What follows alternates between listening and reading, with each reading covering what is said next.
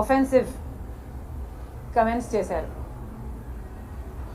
వీటికి సమాధానం ఇవ్వాల్సిన బాధ్యత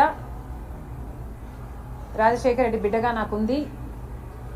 రాజశేఖర రెడ్డి గారిని అభిమానించే వాళ్ళెందరో కూడా నన్ను తప్పుగా అర్థం చేసుకోకూడదు. కాబట్టి నేను ఈ సమాధానం ఇవ్వాల్సిన అవసరం ఉంది. ఇదే కాకుండా జగన్మోహన్ రెడ్డి గారు ఎన్నికల సందర్భంగా కడపకు వస్తున్న నేపథ్యంలో ఆఖరణ కొన్ని సమాధానాలు కూడా అవసరం ఉంది. ఆ ప్రశ్నలు కూడా అడగడం జరుగుతుంది.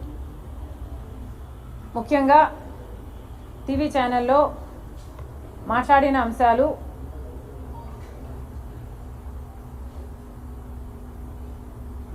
రాజశేఖర రెడ్డి బిడ్డ నేను షర్మిల, నాకు రాజకీయ కాంక్ష ఉన్నట్టు,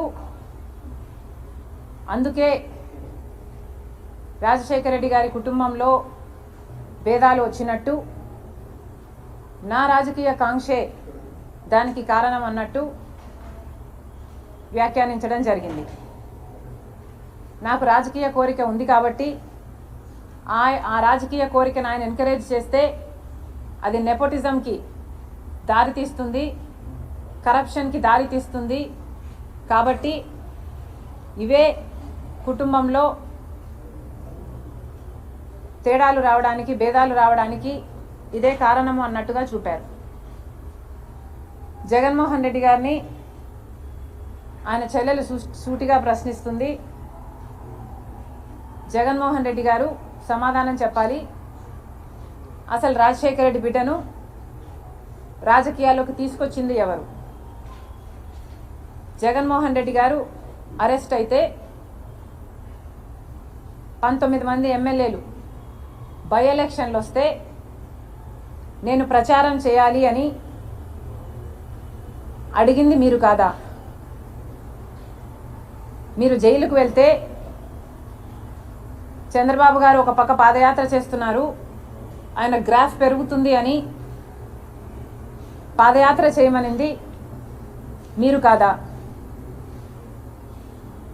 మీరు ఎప్పుడు ఏ అవసరం ఉంటే ఆ అవసరానికి సమైక్య ఆంధ్ర కోసం అయితేనేమి, లేకపోతే తెలంగాణలో ఓదార్పు యాత్ర అయితేనేమి, లేకపోతే బాయ్ బాయ్ బాబు క్యాంపెయిన్ అయితేనేమి, ఇలాంటిది ఎప్పుడు మీకు ఏ అవసరం ఉంటే ఆ అవసరానికి పనికొచ్చింది నేను కాదా?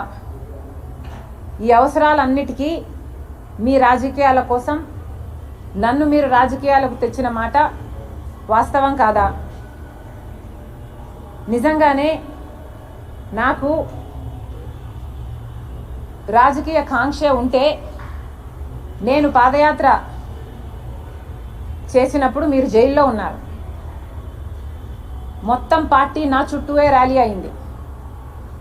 నాకే గనక రాజకీయ కాంక్ష ఉంటే వైఎస్ఆర్సీపీ పార్టీని నేను హైజాక్ చేసేదాన్ని కాదా?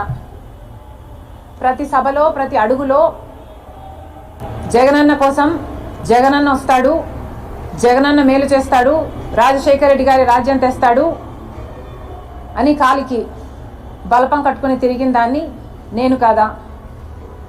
నా బిడ్డల్ని, నా కుటుంబాన్ని పక్కన పెట్టి రోడ్ల మీదనే నెలల తరబడి మీకోసం త్యాగం చేసిన దాన్ని నేను కాదా? ఆఖరికి నా కాలు ఇంజరీ అయితే కూడా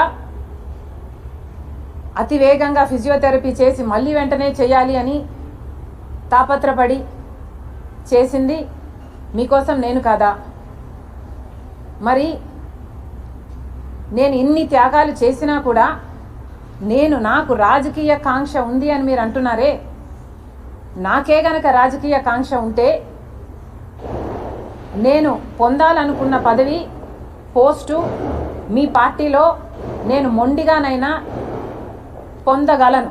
వివేకానంద రెడ్డి గారి లాంటి వాళ్ళు నాకు అండగా నిలబడడానికి, నన్నే ఎంపీని చెయ్యాలి అని ఎంతోమంది మీ పార్టీలోనే ప్రయత్నించిన వాళ్ళు కూడా ఉన్నారు.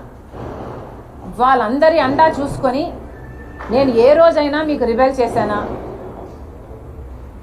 నాకు రాజకీయ కాంక్ష కానీ, డబ్బు కాంక్ష కానీ ఉంది అని మీ మనస్సాక్షిలో మీరు నిజంగానే నమ్ముతున్నారా? నాకు రాజకీయ కాంక్ష మీకోసం మీతో ఉన్నంత కాలం, మీరు ముఖ్యమంత్రి అయినంత వరకు నాకు రాజకీయ కాంక్ష లేదు, నాకు డబ్బు కాంక్ష లేదు. నేను ఏం చేసినా మీకోసం చేశాను, నేను త్యాగం అనుకొని చేశాను, నా అన్న కోసం అనుకొని చేశాను.